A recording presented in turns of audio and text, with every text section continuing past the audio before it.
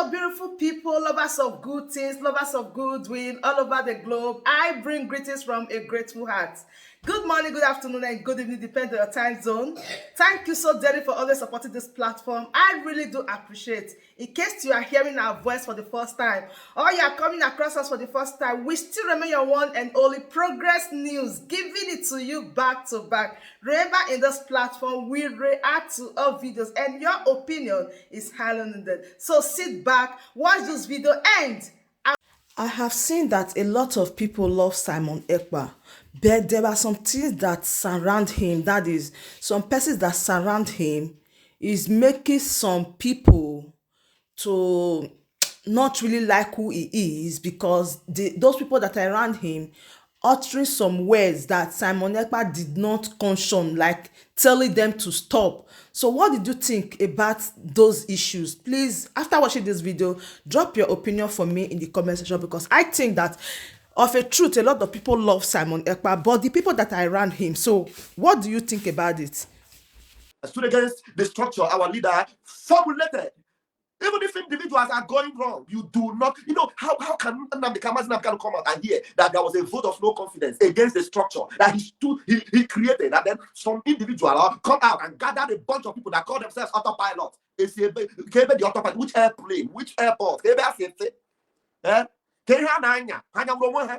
they gather and then they decide to sack a structure that the formidable one created. And they said they have sacked them. And even though they said they have sacked them, till tomorrow, they know that whatever comes from there, the world also pays attention.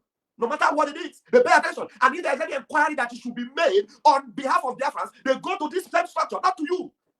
And then if you're addressing them, you address whatever it is, not to tell us that you sack them. You cannot, and you know it tomorrow. You can't. You can't sack them, you know. And many of you that are there listening to me right now saying, have you gone back? Wait. You will see. I don't go back to Egypt. I stand on the way of truth. But when I err, I retract myself. And I am sorry for really fighting this structure of Mazin Nnamdi Kanu. I shouldn't have done that. I shouldn't have done that. Especially going by the deceit that comes from this fellow. That is, you, oh my goodness. I don't need to waste so much of the time. There are so many things in me to speak about. But tonight, we're going to go there. Let's listen to our beloved and beautiful, precious sister, Lisa. Beloved Lisa. Let's listen to her. And then let's see why this bros? Why did this guy, Simon, jump out from his cool zone normally? Because today they are planning to exploit people again this evening with their so-called Umweri account that they scammed me of my $200 and I need that money back. Now, why they are planning to scam you people again? Because the gullible ones will go there. We still go there, and because they are ignorant, because every one of you that have put in your dime inside Umweri account, write today's date down. Rafael Chamaka is telling you, just the way I am regretting my $200 today, you will all regret it. I tell you the truth. All of you will regret it. Not be swear, not true. Every one of you that put a dime inside Umweri accounts that they have refused to account for, you will all regret it. The earlier you wake up, the better for you. Who is calling me? I'm on a live broadcast. You don't call me. Okay, somebody's calling. I think this is a very important call. Let me take this call. Let me take this call. This must be a very important call. Hello, my brother. Yeah, good afternoon, my brother. Thank you so much for this great opportunity you've given to me. Am I coming out loud and clear? You are very well. Let me put your voice close to the phone so that people can hear you. Go ahead. All right. If I'm coming out loud again, I will proceed. Yeah. And I want to thank you, first of all, for your tenacity. You see, I will always say that truth is absolute. Truth cannot be relative. Because what is truth here in Canada is truth in America, is truth in the upper land. And let me tell you something. Something made me call you. And that thing is, you see, our leader, Nnamdi Kanu, set up a structure, which is the Directorate of State. Yes. That structure is a structure built by him and by Biafrans. Yes. And I want to say that when you don't agree with what people in that structure is doing, you do not have rights to tamper with that structure. At all. At all. And I like the part of your humility and the part where you retrace your step. You know, till tomorrow, I will always say that Chike doesn't didn't do things he was supposed to do as a leader. But when I see this bunch of people gathered together and say they want to pass a vote of no confidence on the Directorate of State, pathetic. on the indigenous people of Biafra, that was the height. The height. That was the height. I felt so pity for these people because I know Nnamdi Kanu will never smile at them. No, that is why I have to apologize to the structure. I have to apologize to the leadership that I did a very heinous error joining in that nonsense. Yes. Nnamdi Kanu will never ever be happy with that decision. Rubbish. And let me tell you, see, these people that did this, that committed this atrocity, are the same bunch of people who don't even believe in Biafra. Yeah. Now I know that this to thwart Biafra and promote their nation. Exactly. And the thing that baffles me most is that I don't know why our people follow bandwagon. Bandwagon. They don't reason. They don't think. You see, a lot of people, they are on Facebook, they are on Twitter, they are saying nonsense. We've been preaching Biafra since 1967. And somebody comes up one day and tell you are no longer Biafra. People that died for Biafra died a useless death. These same people are fighting the legal team of our leader. They are fighting our leader's family. They are fighting anybody that tells them anything about Biafra. But yes, they love all the money in the account. You see, sometimes I pity for our people. You can, if you your question and don't agree with what they are doing, why can't you simply ask these people who have said they are no longer Biafra what they are doing with Biafra money? Thank you.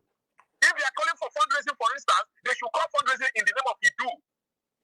They shouldn't add Biafra or IPOB or ESN or whatever they are doing. Simple.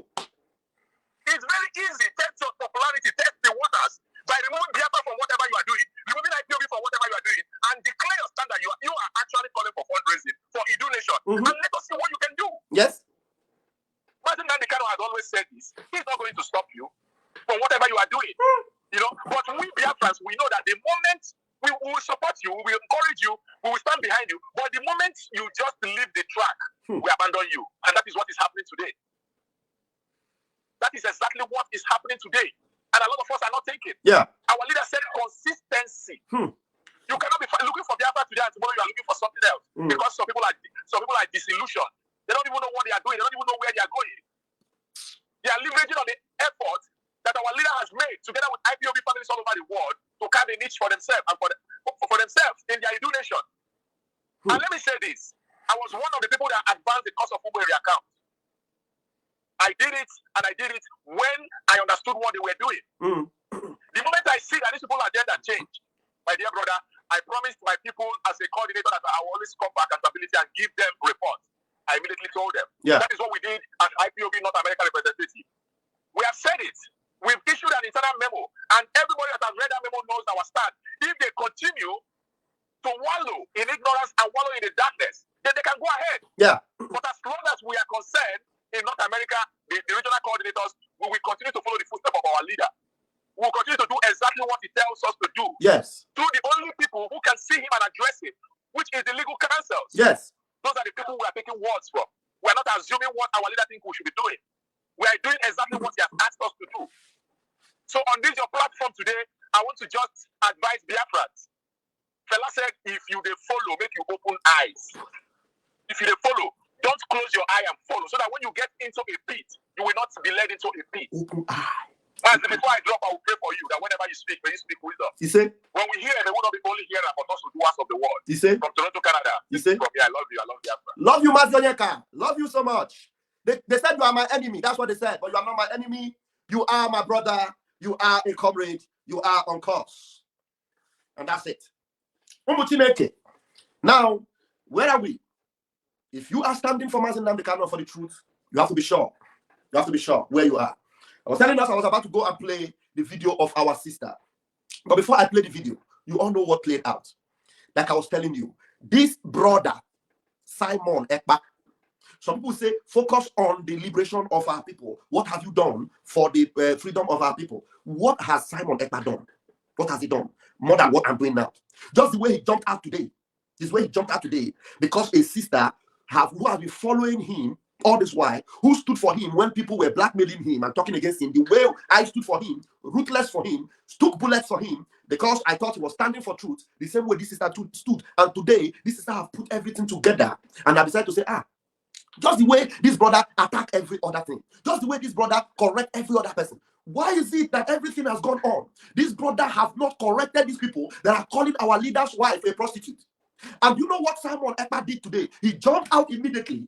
Why he jumped out is because he wants to do damage control. Listen to me carefully. I don't do things because of hatred. If there's anybody that loves Simon Ekpa, it is me, one of them. Till tomorrow, I love him. Because it's somebody that loves you that will tell you the truth. He jumped out to do this damage control. Why? Because he knew that the voice of Lisa will go far, because it is already going far. He knows that at least that voice will go to an extent of opening the eyes. Yeah? How many of you have watched Sabinus, the investor? You tell opening the eyes. Lisa will go along of opening the eyes of all the bingos that are gullible, refusing to use their head, that will make them know that, hey, so Simon, you have been doing this thing all this while. So, no, we need to stand with Nnamdi Kanu, because we should have defended, you should have defended his wife. He comes out, and you know what he tells you? He says that maybe Lisa was not on the internet when he corrected the people that were insulting our leader's wife. Now, let me tell you, for the records. Let me tell you, and if Simon Ekpa says I'm lying, let him come and debunk me. Simon Ekpa told people months ago, when this issue of the first program they made and tried to question our leader's wife, Nelly and the Willy of Norway, that gives Nelly information. When they tried to question our leader's wife and begin to spoil her name, Simon Ekpa came and said, no, don't spoil our leader's wife's name. He did it that time, once. And then when the people continue to destroy our leader's wife, calling her prostitute, calling her all manner of name, Simon kept, he did not talk again. They called her all manner of names, called her a prostitute, said she ran away with a boyfriend, she bought a house somewhere. Simon did what? He did not say anything. Tell me, how long did it take Simon to dismantle and try to destroy DOS? And try to destroy Chinas and World and Chikedosium? And he even went to the personal life. The personal life of Nenayanya. The relationship Nenayanya had with some individual. Simon Ekpa went there and brought an audio and played and told you everything about these people. He dug deep and spoke about it. These are people that are in this struggle. But now we're talking about the wife of the man who claimed you are his disciple. They not only insulted her, they called her a prostitute. They said she's a criminal. All manner of names. After that last time you said something, you never said it again. And not only did you not say it again, you went on these platforms with these people and you are joining league with them and doing whatever they are doing. And then today he's telling you, did they not come and did they not insult me? Did they not also insult me? Simon, you are such a shameless, pathetic manipulator. A very manipulative instrument that I don't know how you condescended so low and allow the devil to enter you. The same vigor you used to defend yourself and you used to fight all these people. Why can't you defend your leader's wife? You didn't do it. But rather, you said because these same people called your name, then that's why you didn't stop them, because they also called your name. Other people you were also correcting. This same lady you jumped up now to tell us that she stood for you before. But today, because she's telling you that you don't have the passion for Biafra, you came out only once. Only once. Now this lady called your name. Only once. Only once. Now Lisa called your name. Only once. You jumped out. Immediately. It didn't take up to 2 hours. You jumped out. But these people have been calling the name of our leader's wife, our leader's family, our lawyer, and everybody. You keep quiet. And today, you have the audacity, you have the temerity to come out and tell Biafrans that will not use their head to tell them that they even called your name before. And then, even if you tell them, what will it change? And then you are also telling them that because they are doing something that is shaking people, that when they piece together, the piece works. So you want to make sure you peace with them. Even if they insult your leader's wife, you don't care. As far as they are doing something, you want to join them and pee in the same place. You will pee there.